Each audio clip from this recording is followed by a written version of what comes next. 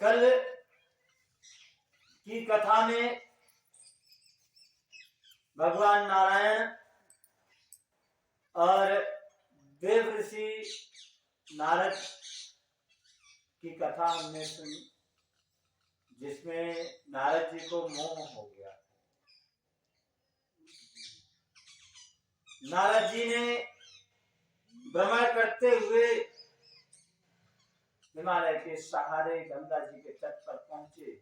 वहां उनका मन भगवान की लीलाओं में लीन हो गया। उन्होंने समाधि लगा ली।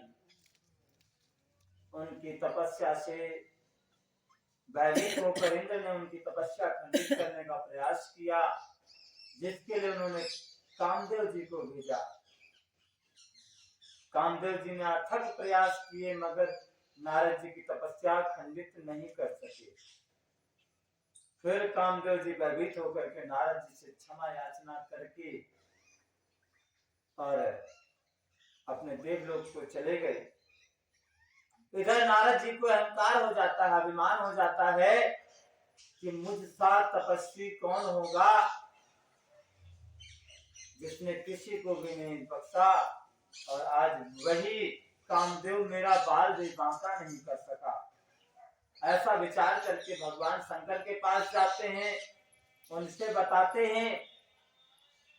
तो भगवान शंकर उनको समझाते हैं कि हे नारद, आप ऐसी गलती मत करना जो गलती आपने मेरे सामने की। ये एक प्रकार का अभिमान होता है, और आप जिस प्रकार से आपने मेरे सामने चर्चा की, उस प्रकार से किसी अन्य के सामने यह चर्चा मत करना। तो देव ऋषि नारद विचार करते हैं कि देखो, यह मेरी प्रशंसा से जलते हैं। कहने को भोलेनाथ हैं, कहने को भोले हैं, नाम के भोलेनाथ हैं, मगर ये भोले नहीं, अंदर से अति कपटी हैं। क्योंकि यह मेरी प्रसन्नता से जलते हैं। अगर कहीं मेरी बड़ाई हो तो ऐसा नहीं चाहते कि कहीं भी मेरी बड़ाई हो जाए, फिर इनका बड़प्पन खत्म हो जाएगा। तो फिर वो ब्रह्मा जी के पास पहुंचते हैं और वहां भी बताते हैं। तो ब्रह्मा जी भी उनसे यही बात समझाते हैं कि हे नारद, आप किसी अन्य से या विष्णु जी से ऐसे बात मत करना जो मुझसे कर दी, क्योंकि अगर ऐसा किया तो इसमें आपका हित होगा। अच्छा, सब उनको इनके नारद जी के हित के लिए ही समझा रहे थे, किंतु नारद जी को ऐसा भान हो रहा था कि जानो ऐसा माने कि कोई उनका बहुत बड़ा अहित करने जा रहा हो। उनको ऐसा लग रहा था कि मानो सब उनकी प्रशंसा से जल रहे हैं। इसलिए वो सीधा कहीं और जाने की बजाय सीधा विष्णु जी के पास गए। भगवान विष्णु ने उनको बड़े सम्मान सहित बिठाया। प्रतिदिन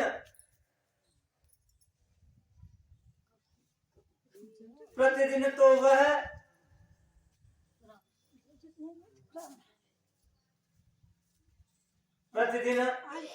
कहीं भी जाते, भगवान भोलेनाथ के पास जाते, भगवान ब्रह्मा जी के पास जाते, भगवान नारायण के पास जाते, तो श्री हरि का जाप उनके कंठ में सदैव रहता और अभिवादन स्वरूप नारायण नारायण या सीताराम कुछ ना कुछ अवश्य करते। पर आज देखिए, अभिमान के नशे में चूर होकर के उन्होंने अभिवादन करना भी उचित नहीं समझा।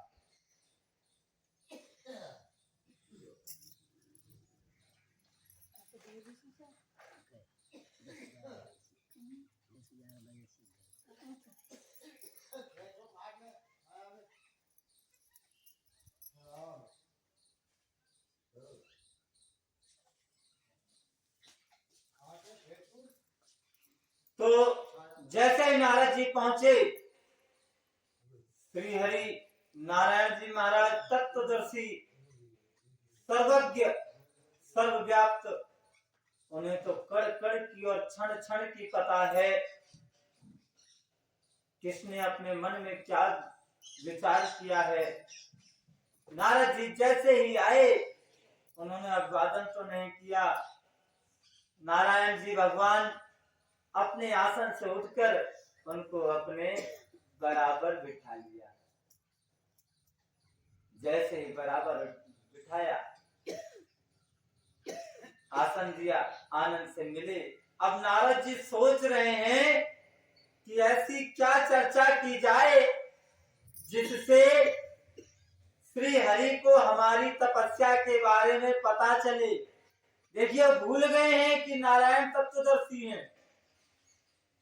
मैं जिसकी आराधना कर रहा हूँ उसी को नहीं पता कि मैं तपस्या करके आया हूँ या मैं कामदेव पर विजय प्राप्त करके आया हूँ। ऐसा तो नहीं हो सकता। परंतु वो अब अभिमान के मद में है। कैसे लोगों को पता चले कि मैं सर्वोच्च हो चुका हूँ, मैंने काम पर विजय प्राप्त कर दी। अब मन में विचार कर रहे हैं ऐसी क्या बात करें जिससे हम नारायण को बता सकें कि हमने कामदेव पर विजय प्राप्त कर ली है। अब नारायण तो घट घट की जानने वाले हैं, उन्होंने अपने आप ही बात चला। कहते हैं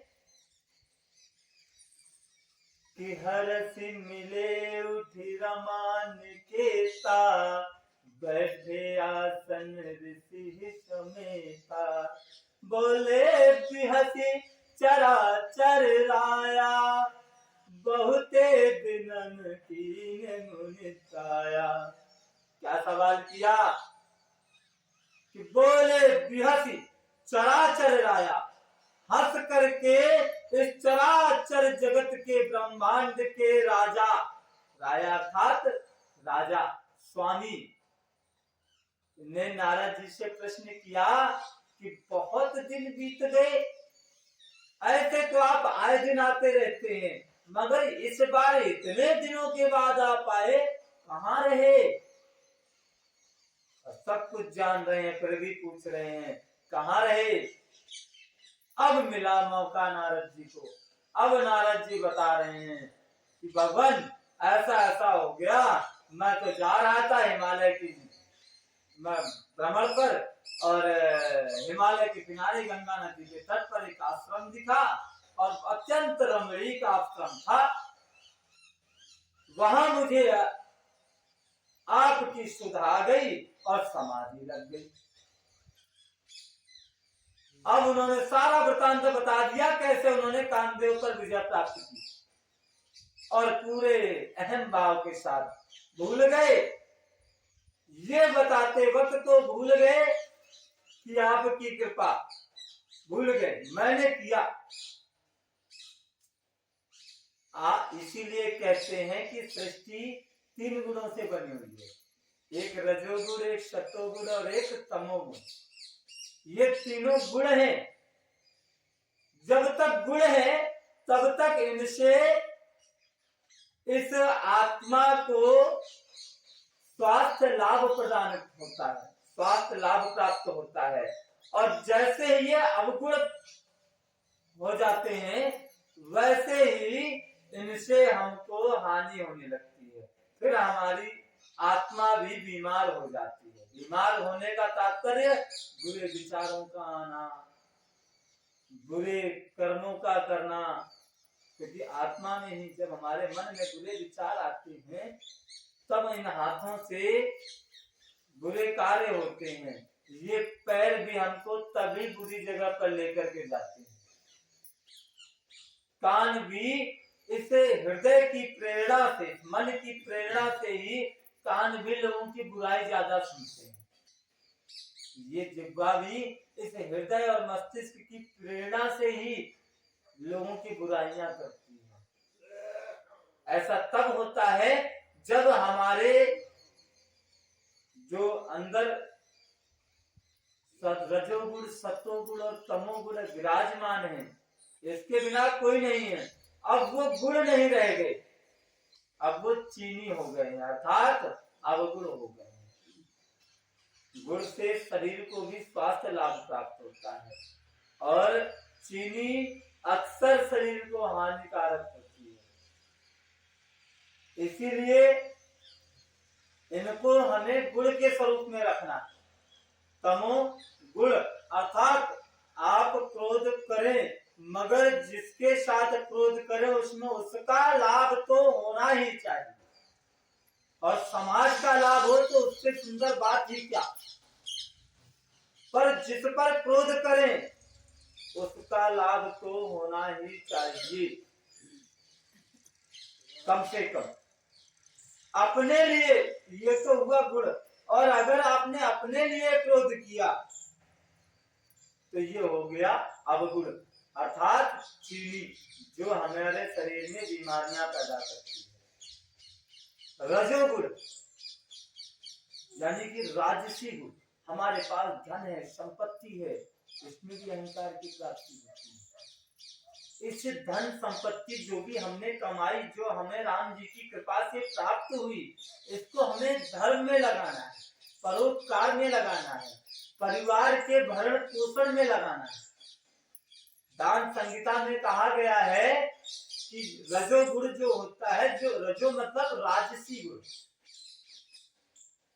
हमारे पास आए हुए धन को पर हमारा उतना ही अधिकार है जो हमारे पास धन आया कृषि से, हमारी मजदूरी से, हमारी किसी नौकरी से, हमारे किसी व्यापार से, या हम किसी क्षेत्र में किसी राज्य के राजा हैं तो कर स्वरूप जो भी धन आता है उस धन पर हमारा इतना ही अधिकार है कि हम अपने परिवार का भरण पोषण उचित, अनुचित नहीं, उचित भरण पोषण कर सके और अपना भी उदर पोषण उचित तरीके से कर सके अपनी सामाजिकता के अनुसार। सिर्फ इतना ही हमारा उस धन पर, सिर्फ हमारा उतना ही अधिकार है। इसके अलावा जो धन है वो धन धर्म के हेतु है, यह दान संहिता का कहना है। तो जो धर्म के हेतु है उसे धर्म में लगाना है। इससे क्या प्राप्त होता है? जिसके लिए आप धन कमा रहे हैं, यश, कीर्ति, प्रभु के चरणों में प्रेम और धर्म, ये तो यही प्राप्त हो जाता है। और कहीं अगर आप इसको गुण के रूप में इस्तेमाल करते हैं, अर्थात ये जो कुछ दिया राम जी ने दिया है, कईयों पढ़े लिखे ऐसे होते हैं जिन्होंने MBA कर लिया है और पता नहीं कितनी कितनी पढ़ाई करने पर कर क्या रहे हैं, कुछ नहीं। ज्यादा पढ़ाई कर ली तो खेती बाड़ी में मन नहीं लगता, मजदूरी कर नहीं सकते, तो खाली बैठे डोलते रहते हैं, या तो कहीं गुंडागर्दी करते हैं, आवारगी करते हैं, या तो पड़े रहते हैं। कुल मिलाकर के राम जी की कृपा जब तक प्राप्त नहीं होती तब तक अर्थ प्राप्ति का कोई साधन आपको नहीं मिल सकता। हम सोचते हैं हमने पढ़ाई ना करी होती तो हमें नौकरी कैसे मिल जाती। अरे आप नौकरी ना करते, अगर राम जी की कृपा प्राप्त होती ना तो कई अनपढ़ ऐसे हैं जो मुख्यमंत्री भी बन चुके हैं। कितना अर्थ प्राप्त कर चुके, उनके हाथ के नीचे पता नहीं कितने बड़े बड़े पढ़े लिखे IAS, IPS की नौकरी करते हैं। उनके साइन से उनको तनख्वाह मिलती है। तो राम जी की जिस पर कृपा हो जाती है उसको अर्थ प्राप्ति के लिए किसी अन्य कार्य की आवश्यकता नहीं होती। परंतु हमें हमारा कर्म करना है। इसका तात्पर्य ये नहीं कि हम पढ़ाई लिखाई बंद कर दे, कर्म तो करना पड़ेगा, हम कर्म करें परंतु फल की इच्छा ना करें। क्यों? हमें ये विश्वास होना चाहिए हमारे कार्य का जो उचित फल है वह हमारे रघुनाथ जी हमको अवश्य देंगे। हमने जो कार्य किए हैं पूर्व जन्म में उनका भोग भी तो हमको भोगना है, कर्म फल हमको भोगना पड़ेगा। इसलिए ये हुआ रजोगुण। अगर हम इसका पूरी जगह प्रयोग करें, अपने जो राजसी ठाठ बाट है इनका हम अधर्मों में उपयोग करें तो ये फिर चीनी बन जाता है। भात अवगुण बीमारी का कारक बन जाता है। गुड़ स्वास्थ्य के लिए लाभदायक होता है और चीनी स्वास्थ्य के लिए हानिकारक होता है।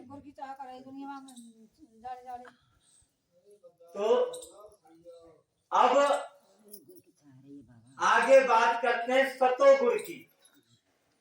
तो सतोगुण, अब आपके पास धन भी है, आपके पास न्याय भी है, आपके पास धन भी है और आप धर्म में भी लगे हुए हैं, परंतु एक आपने इसको अवगुण में तब्दील कर दिया। कैसे किया?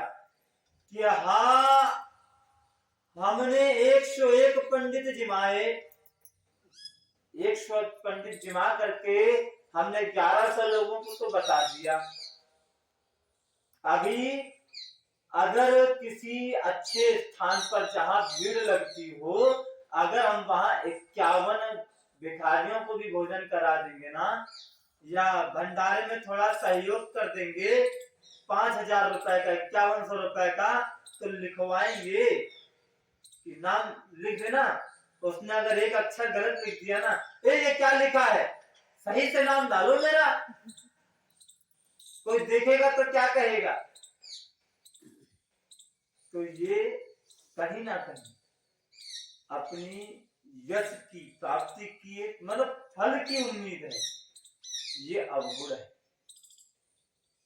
ये अवगुण है। अगर हम कहीं ब्राह्मण दिमा रहे हैं तो हम लोगों में बता रहे हैं, हम चलिए बड़ा खर्चा तो बड़ी बात है, अभी हम रुदावल जाए, वहां हमको कोई भिखारी सा मिल जाए और 2-4 आदमियों ने उसका ध्यान नहीं दिया, हमने आगे बढ़ करके उसकी सहायता कर दी, उसको कुछ खिला पिला दिया, कितना खर्चा कर लिया होगा आपने, 100, 200, 500 रुपए, और उसको गाएंगे कितने तक।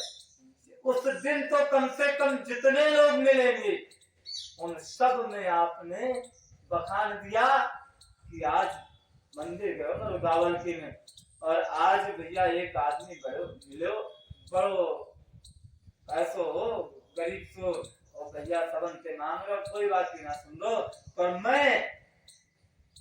मैं गयो और मैंने देखते मैंने वापस खर्चा कर दिए, मैं 500 रुपया खर्च के आयो कि भाई मैंने ई जिमाया दियो, ई खवायो, ई पिवायो, और 100 रुपया खर्चा है गए।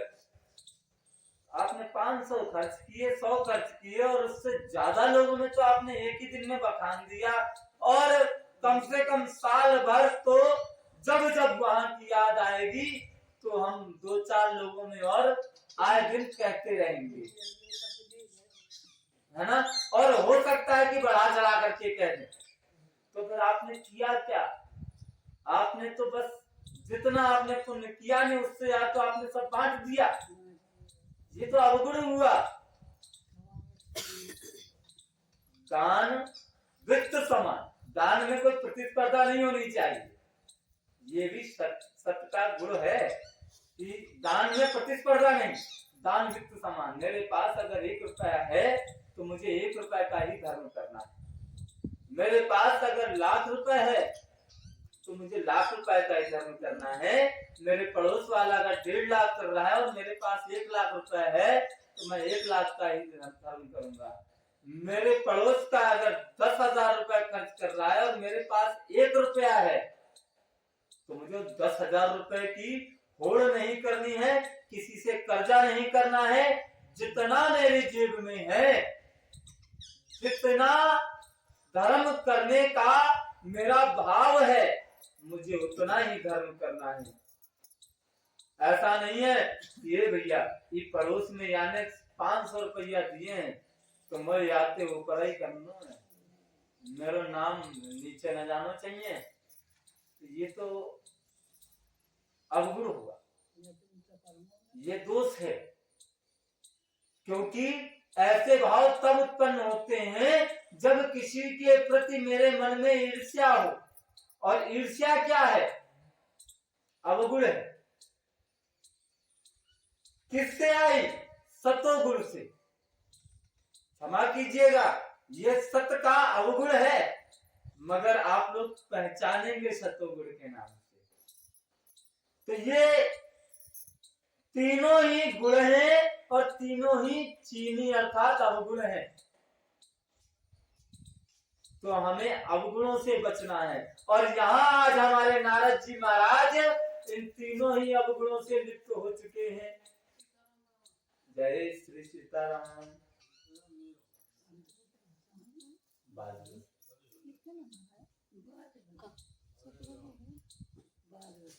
आज हमारे नारद जी महाराज भगवान विष्णु के पास पहुंचे हैं तो तीनों ही प्रकार के अवगुणों से लिप्त हैं,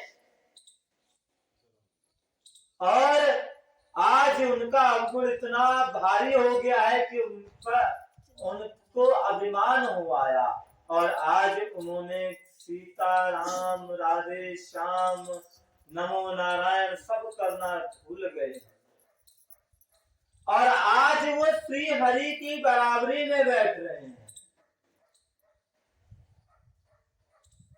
अब वो तुलसीदास जी बताते हैं कि नारद जी अब क्या कर रहे हैं कि काम चरित नारद सब भाके। क्या किया है? भगवान भोलेनाथ ने मना किया जिस कार्य के लिए, देखो अभिमान है, हठ धर्मिता है, तो काम चरित नारद सब भाके यद्यपि प्रथम बरज शिव राखे। जिस कार्य को करने से भगवान शिव जी ने मना किया, जिस कार्य को करने से भगवान ब्रह्मा जी ने मना किया, उस कार्य को हठ धर्मिता के साथ कर रहे हैं। क्या कर रहे हैं?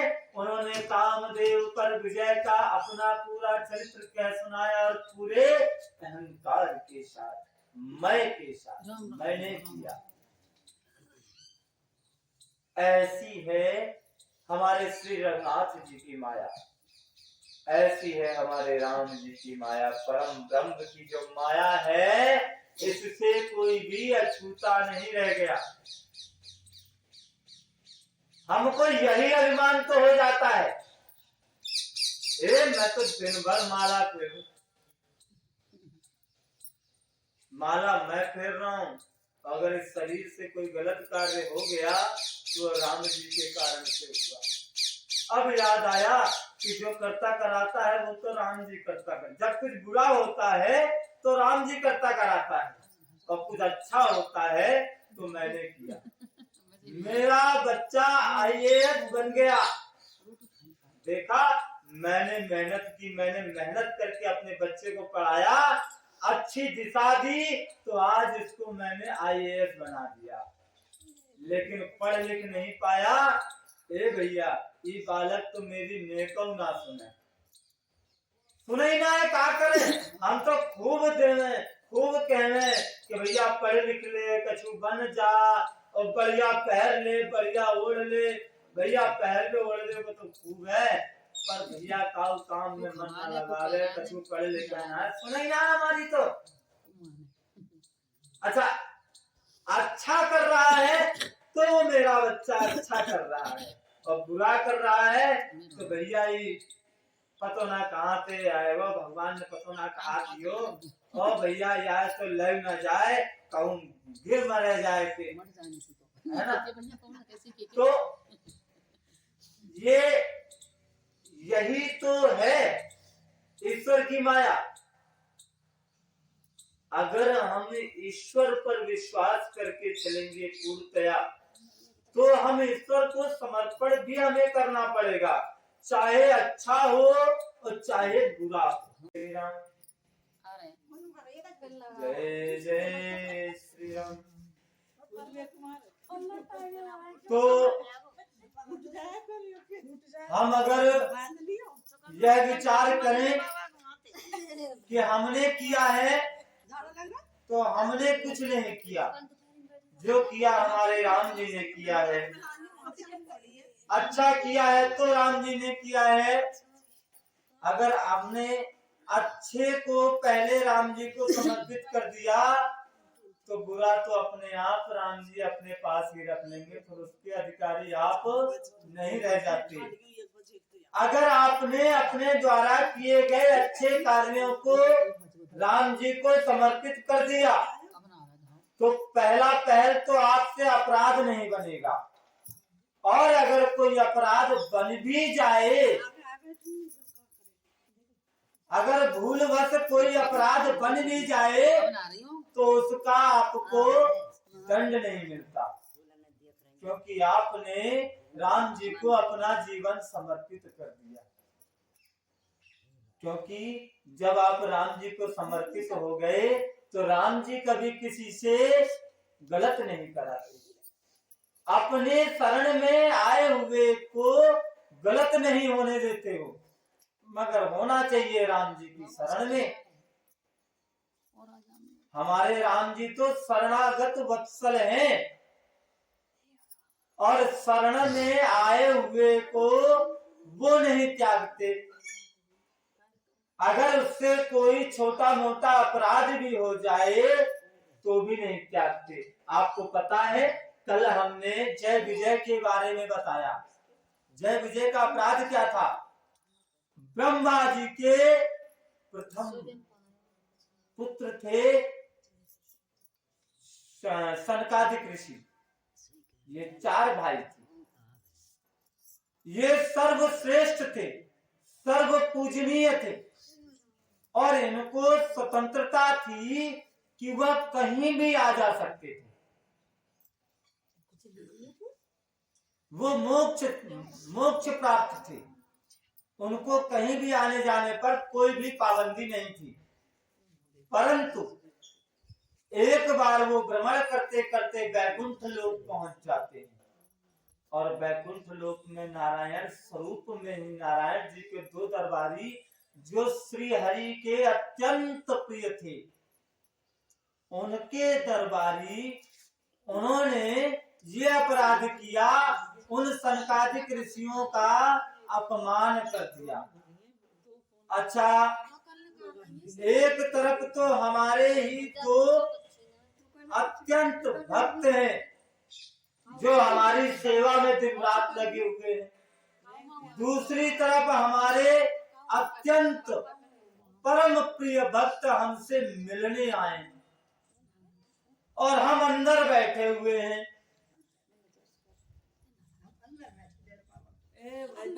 और हमसे वो मिलने आए हैं, तो हमारे 2 भक्तों ने रोक दिया। आप भी सिद्ध हैं और आप भी सिद्ध हैं।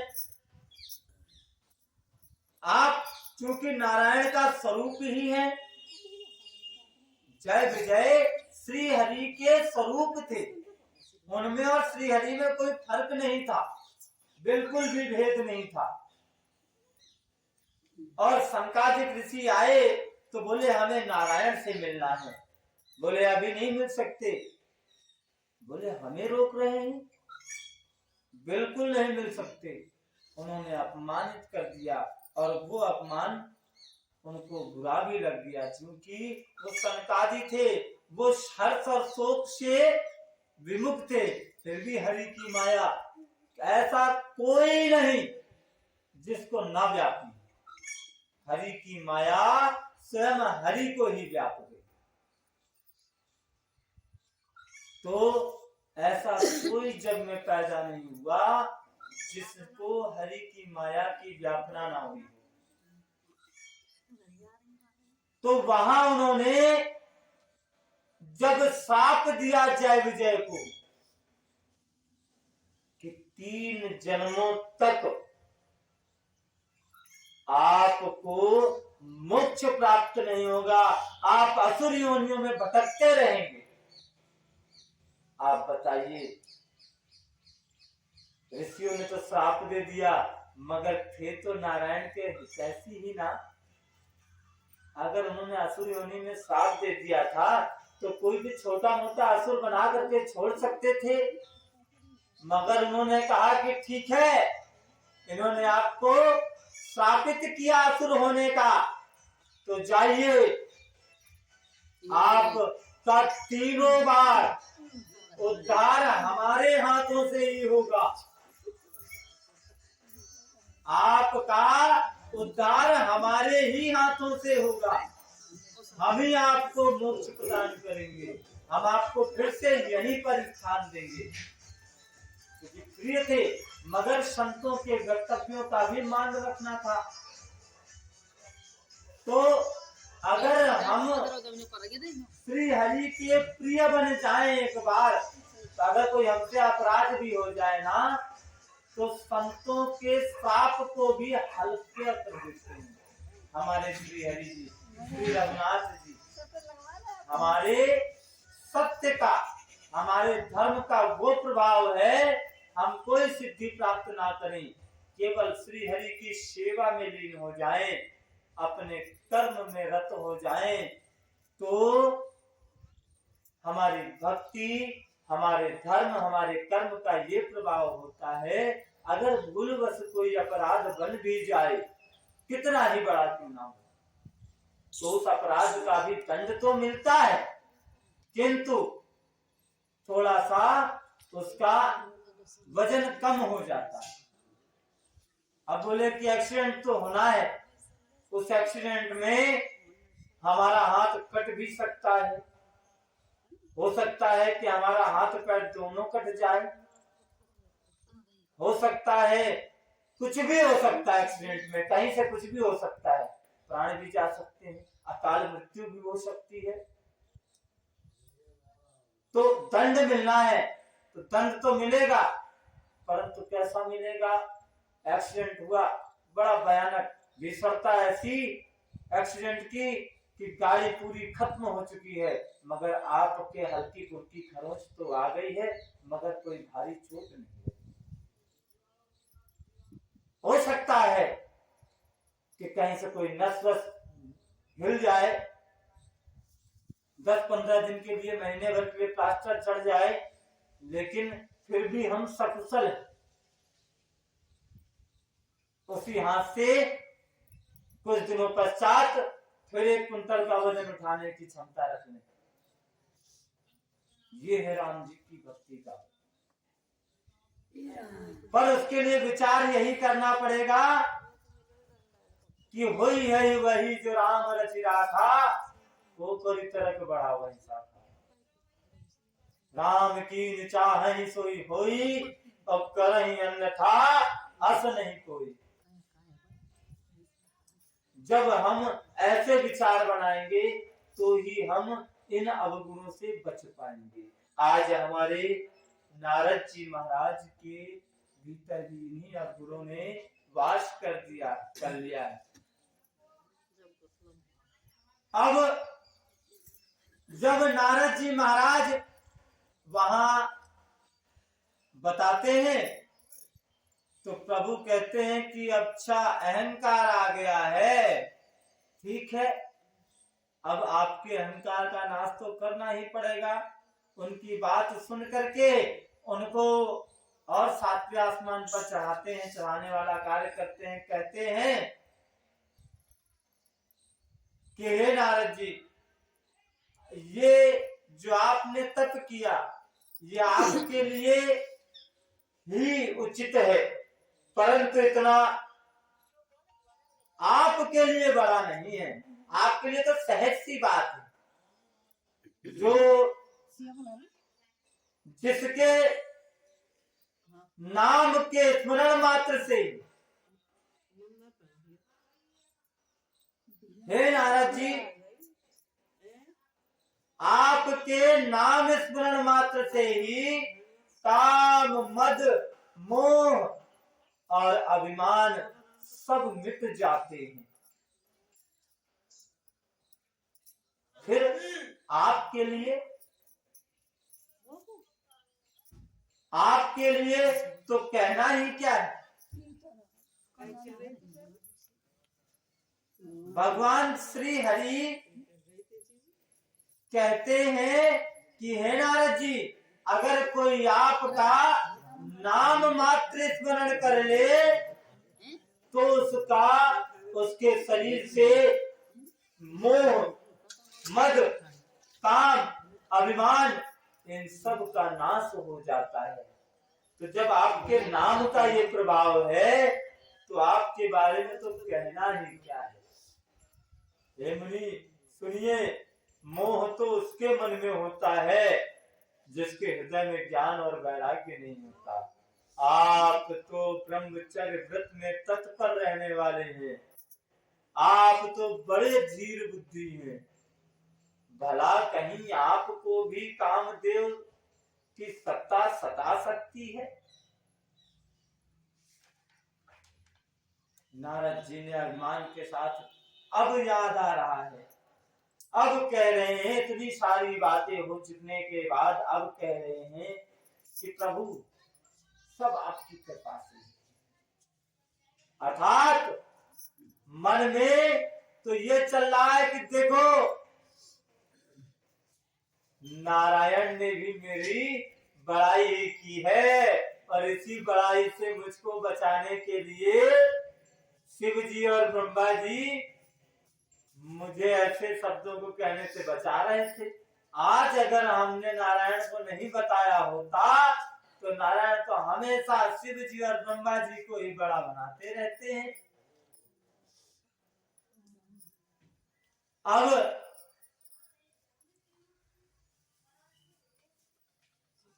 भगवान श्री हरि कह रहे हैं,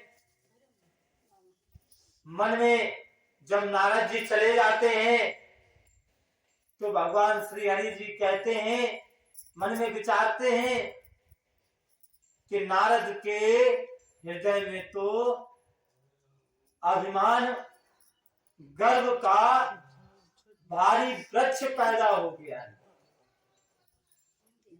अगर मैंने इसे तुरंत उखाड़ नहीं फेंका तो नारद का अहित होगा। इसलिए देखिए गुरु जी कुछ कह रहे हैं। बाबा सोरो को कुछ सोरो या तक पे ओलिया के है भाई होगा तो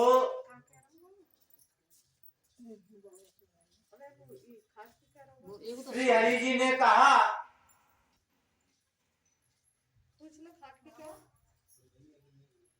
कह रहे हैं कि किस प्रकार से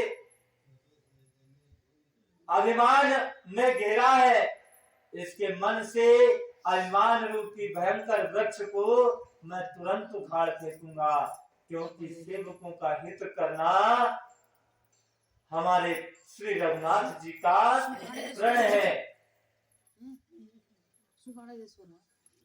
श्री रघुनाथ जी विचार कर रहे हैं कि मैं अवश्य ही वह उपाय करूंगा जिससे नारद जी का कल्याण होगा और मेरा खेल भी बन जाएगा।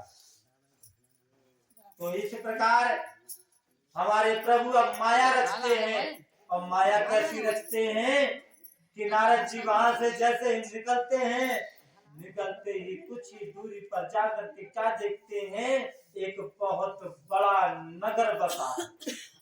आने से पहले तो वहां कुछ भी नहीं था, प्रभु के दर्शनों से पहले वहां कुछ भी नहीं था, और जब दर्शन करके वापस आते हैं तो क्या पाते हैं, यहाँ एक विशाल नगर बसा हुआ है, जिसकी दूरी कह रहे हैं। हाँ आवाज लाट आ रही है। लाट जय सवेरे श्री ना राम। सोमवार को बंदी लाट ना बंदी। चौपाई तो ये कह रही है, इससे इस कन्या का विवाह, विश्व मोहिनी का विवाह उसी के साथ होगा जो अमर होगा, अर्थात इसका ब्याह उसी के साथ होगा जो पहले से ही अमर होगा।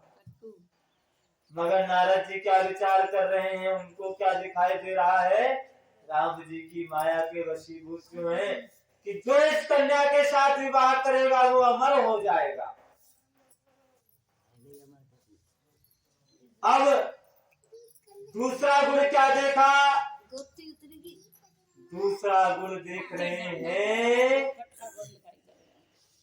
कि चौपाई तो कह रही है कि समर भूमि से ही जीत न कोई, कि जिसके साथ वही विवाह करेगा जो रणभूमि में कोई भी उससे जीत ना सके,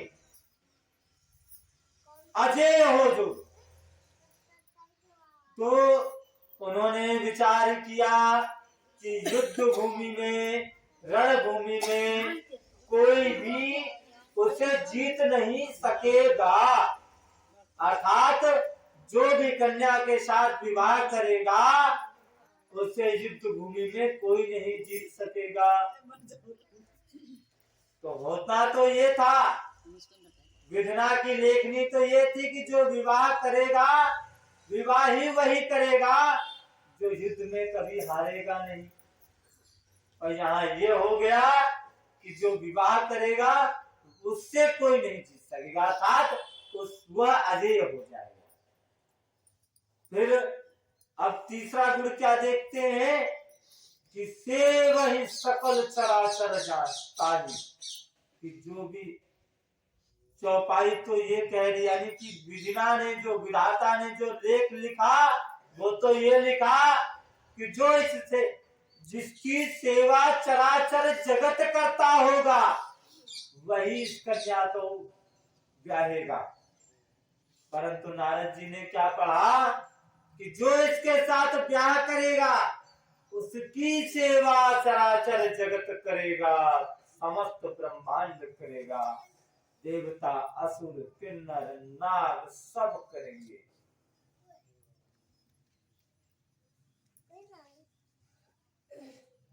से वही सकल चराचर ताही और बड़े शील निधि कन्या जाही, लक्षण सब विचार राखी, सारे गुणों को विचार करके पढ़ के अपने मन में ही रख लिए। कछुक बनाई धूप सन बातें, कुछ बातें बनाई और ऐसे ही मनमुखी बातें करके उन्होंने राजा शील निधि को बता दी। पर मन में एक चिंता थी कि ऐसे वेश में तो इस स्वयंवर में राजा की कन्या मुझे अपना वर स्वीकार तो करेगी नहीं। ऐसा क्या किया जाए कि मेरा इस कन्या के साथ विवाह हो जाए और मैं अमर हो जाऊं।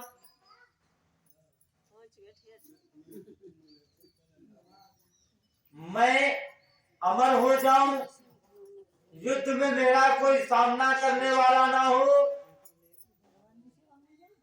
और समस्त ब्रह्मांड सारे देवी देवता मेरी ही उपासना, मेरी ही पूजा करें, मेरी ही सेवा करें। इस कन्या के विवाह से तो ऐसा हो सकता है। तो बोले पर ये कन्या मुझे इस वैराग्य स्वरूप वैरागी को देखकर मेरे गले में तो माला नहीं डालेगी। अब मैं ऐसा क्या करूं जिससे ये कन्या मेरे गले में माला डाल दे, मुझे अपना स्वामी, अपना पति स्वीकार कर ले। तो बोले इसके लिए लाने देना तो मुझे हरि के पास जाना होगा। पहले विचार करते मैं तपस्या करके हरि को बुलाऊं, बोले नहीं तपस्या में अधिक समय लगेगा। तो बोले फिर मैं हरि के पास जाऊं, बोले नहीं वहां तक जाने में भी अधिक समय लगेगा। मन में विचार किया, मन में विचार किया कि मैं यही राम जी को क्यों ना बुला लूं। अब वही से उन्होंने मन से आर्त पुकार की और ऐसी पुकार की और फिर कुछ राम जी की लीला तो वो तुरंत प्रकट भी हो गए।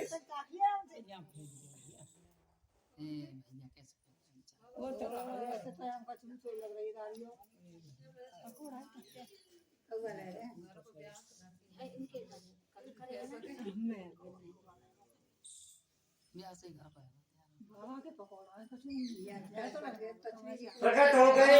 बेसन के बनाए स्वामी को देखकर नारद जी अत्यंत प्रसन्न हो गए, मन में बड़े ही हर्षित हो गए और विचार कर रहे हैं आहा अब तो मेरा काम बन गया, क्योंकि प्रभु सा मेरा हित ऐसी कोई नहीं है, प्रभु मेरे हित की चाहने वाले। नारद ने बहुत ही आर्त होकर अर्थात दिन दुखी होकर के प्रभु से कह रहे हैं कि हे प्रभु आप मैं आपसे कुछ मांगना चाहता हूँ। तो श्री हरि कह रहे हैं कि हे नारद आप मेरे सर्वश्रेष्ठ भक्तों की सूची में आते हैं, आपका पूरा अधिकार है और आप कुछ भी संकोच मत कीजिए, जो चाहिए वो मिलेगा, आप संकोच क्यों करते हैं। तो नारद जी ने कहा कि प्रभु आपने रूप देहु प्रभु मोहि और आन भांति नहीं पावऊं कोई। हे प्रभु, हे प्रभु कहते हैं कि हे प्रभु आप मुझ पर कृपा कीजिए, आप मुझ पर कृपा कीजिए। और कृपा कैसी कि आप मुझे अपना स्वरूप दे दीजिए। और क्यों? क्योंकि मैं किसी प्रकार मैं उस कन्या को पा जाऊं, आपके रूप के अलावा मैं किसी अन्य रूप से उसको प्राप्त नहीं कर सकता। मैं उस शील निधि राम के राजा की कन्या के साथ विवाह करना चाहता हूँ।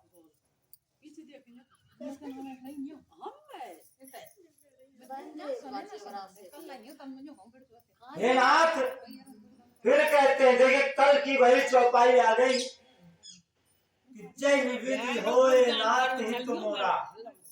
अब तक तो थी कपट की बात, लेकिन अगर आपके मन में सच्ची भक्ति है तो वो कपट में आपको सफल होने नहीं देगी। अगर आपके मन में सच्ची भक्ति है तो आपको कपट करने नहीं देगी।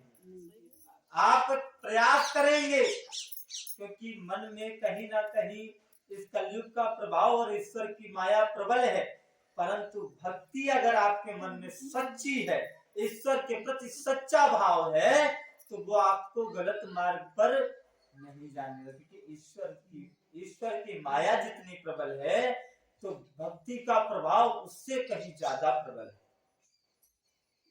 अगर हम सच्ची भक्ति करते हैं, निश्चल भक्ति, तो यहाँ नारद जी की भक्ति ने उनको अटका दिया। और क्या मांग रहे हैं, साथ में जोड़ा क्या है। पहले क्या कहा कि आपन रूप देहु प्रभु मोहि, और आन भात नहीं पावो कोई, मैं किसी अन्य प्रकार से उसको नहीं पा सकता।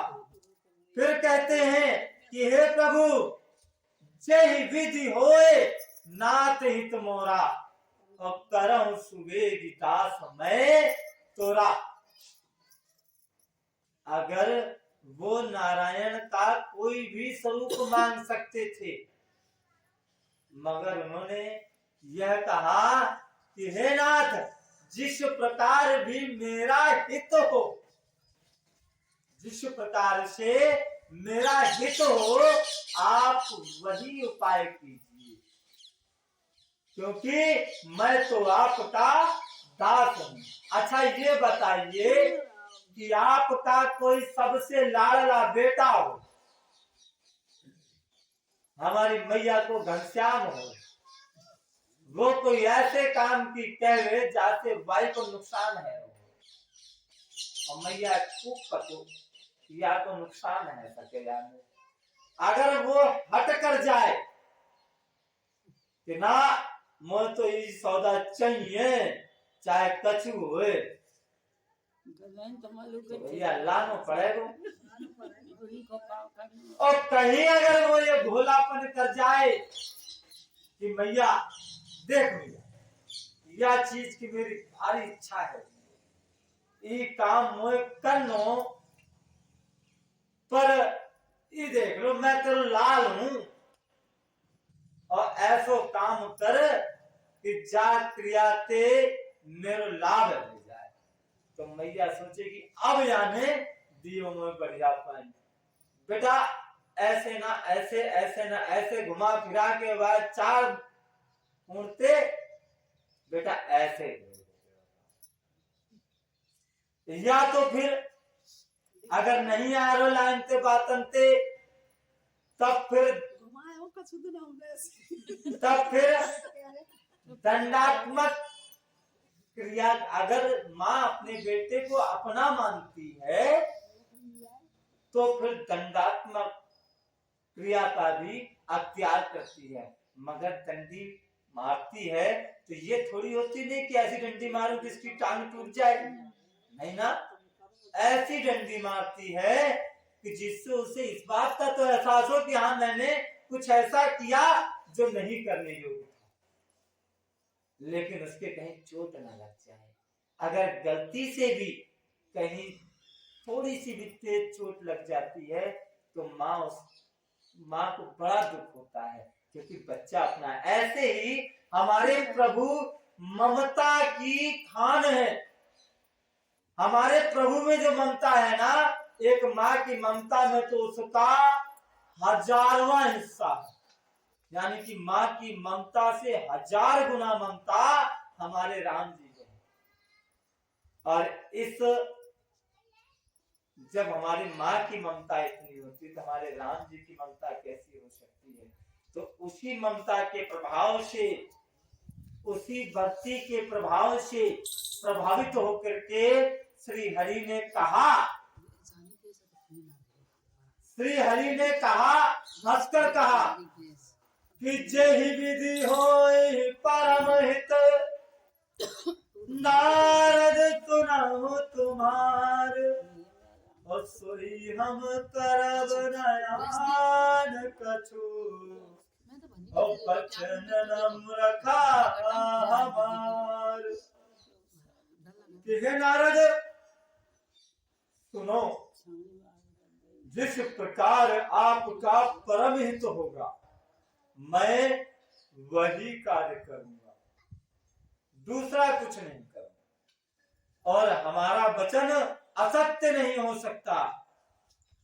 तो भगवान ने तो ये कहा कि मैं आपका हित करूंगा, और जाइए, मेरा वचन मिथ्या नहीं होगा, असत्य नहीं होगा, मैंने कह दिया कि मैं आपका हित ही करूंगा, अर्थात मैं आपको अपना एक स्वरूप अवश्य प्रदान करूंगा।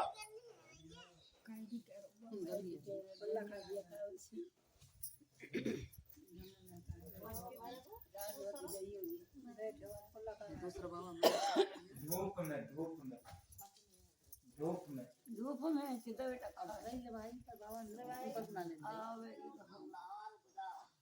ये धनी ले दियो ये नारद जी ने ये विचार किया, बस अब हो गई बात, बन गई बात।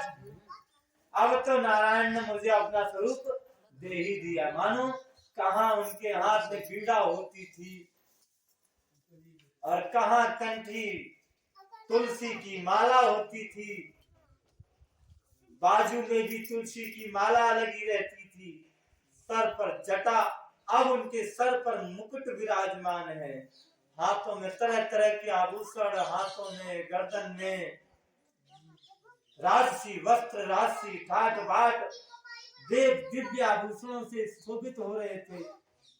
उन्होंने सोचा अब तो श्री हरि ने अपना स्वरूप दे दिया, अब मेरा विवाह तय।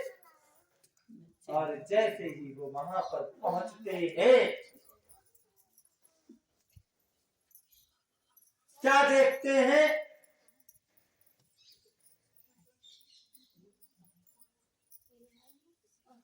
क्या देखते हैं कि माया के वशीभूत हुए नारद जी, प्रभु की माया के नारद जी ऐसे वशीभूत हुए, ऐसे मूढ़ हो गए कि वे भगवान की अगूढ़ वाणी को समझ ना सके। नारद जी तुरंत वहां गए जहां स्वयंवर की भूमि बनी थी, और क्या देखते हैं कि राजा लोग खूब सज धज कर समाज सहित अपने अपने आसन पर बैठे थे। मुनि नारद मन प्रसन्न हो रहे थे, क्योंकि समस्त राजा समाज को तो वे नारद जी ही दिखाई दे रहे थे, साधारण जैसे नारद जी थे। मगर वहां पर शिवगढ़ भी मौजूद थे। नहीं, बाकी सभी को वो नारद जी ही दिख रहे थे। कोई दिव्य वस्त्र उनके शरीर पर किसी को नहीं दिखे, किसी को भी उनका कोई दूसरा मुख नहीं दिखा, उनको वहां केवल नारद जी दिख रहे थे। अगर बंदर का मुख दिखा तो वहां पर शिव जी के 2 गढ़ थे, उनको दिखा, वो मुस्कुरा रहे थे। बाकी सब राजाओं ने बड़े सम्मान से उनका स्वागत किया। उन्होंने सोचा कि मैं तो राजकुमार स्वरूप में हूँ, मैं तो श्री हरि के दिए हुए स्वरूप में हूँ, तो इसका मतलब कि मैं इतना सुंदर दिख रहा हूँ कि सब मेरा सम्मान कर रहे हैं। ईश्वर की माया इतनी प्रबल थी। राजा लोग ने मुनि नारद को बड़ा सम्मान दिया, और मुनि नारद मन ही मन बड़े प्रसन्न हो रहे थे कि मेरा रूप बड़ा सुंदर है। मुझे तो छोड़ के कन्या तो भूल कर भी किसी के गले में माला नहीं डालेगी, किसी को नहीं भरेगी। मगर कृपा निधान भगवान ने मुनि के कल्याण के लिए उन्हें रूप कैसा दिया था, ऐसा रूप बना दिया था कि जिसका वर्णन नहीं किया जा सकता। परंतु यह चरित्र भी कोई जान नहीं पाया, कोई नहीं जान पाया। सबने उन्हें नारद ही जानकर प्रणाम किया। यहाँ 2 शिवजी के गढ़ भी थे, वे सब देख रहे थे। वे उन्हें ये भी पता था कि ये नारद जी हैं, और ये देखो कैसा वेश बना करके आए। ब्राह्मण का वेश बनाकर सारी लीला देखते फिरते थे, और वो भी बड़ी मौज ले रहे थे। नारद जी अपने हृदय में रूप का बड़ा अभिमान लेकर के जिस समाज में जाकर बैठते, ये शिवजी के दोनों गण भी वहीं बैठ गए। अच्छा, ब्राह्मण के वेश में थे उनकी इस चाल को कोई जान भी नहीं सका, नारद जी भी नहीं जान सके। वे नारद जी को सुना सुना के कह रहे थे कि भगवान ने इनको अच्छी सुंदरता दी है और पानी पे चढ़ा रहे हैं। देखो भगवान ने इनको अच्छी सुंदरता दी है, या जैसे सुंदर तो मैंने देखो ही ना है। इनकी शोभा देख कर तो राजकुमारी रीझ ही जाएंगी और इनको हरि जानकर, अच्छा असत्य भी नहीं कह रहे हैं, क्योंकि वानर का एक पर्यायवाची शब्द हरि भी है और भगवान का भी पर्यायवाची शब्द हरि है। तो बोले और इनको हरि जानकर और इन्हीं को खास तौर से भरेगी, इन्हीं के गले में माला डालेगी। नारद मुनि को और ज्यादा मोह हो गया, क्योंकि उनका मन दूसरे के हाथ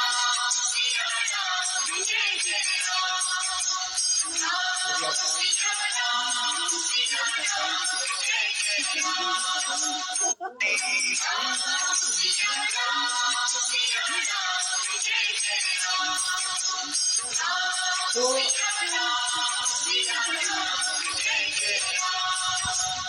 शिव जी से जल बहुत प्रसन्न हो रहे थे। शिव जी से जल हंस रहे थे। अच्छा नारद जी उनकी अच्छी बातें सुन रहे थे, पर बुद्धि भ्रम में होने के कारण ये बातें उनकी समझ में नहीं आती थी। उनकी बातों को वे अपनी प्रशंसा समझ रहे। अब राज दरबार में उत्तरंगर सभा में राजकुमारी आगे उसी राज में लिखते हैं कि सखी संग चले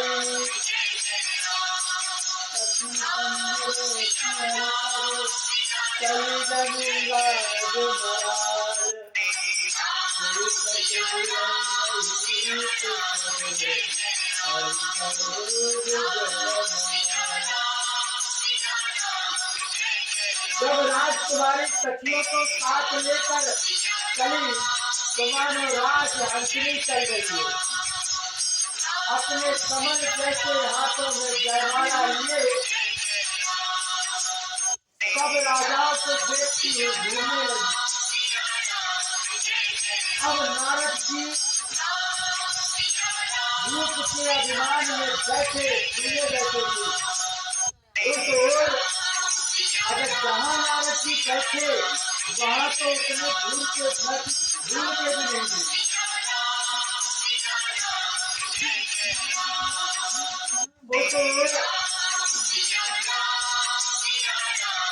और जिधर वो जाती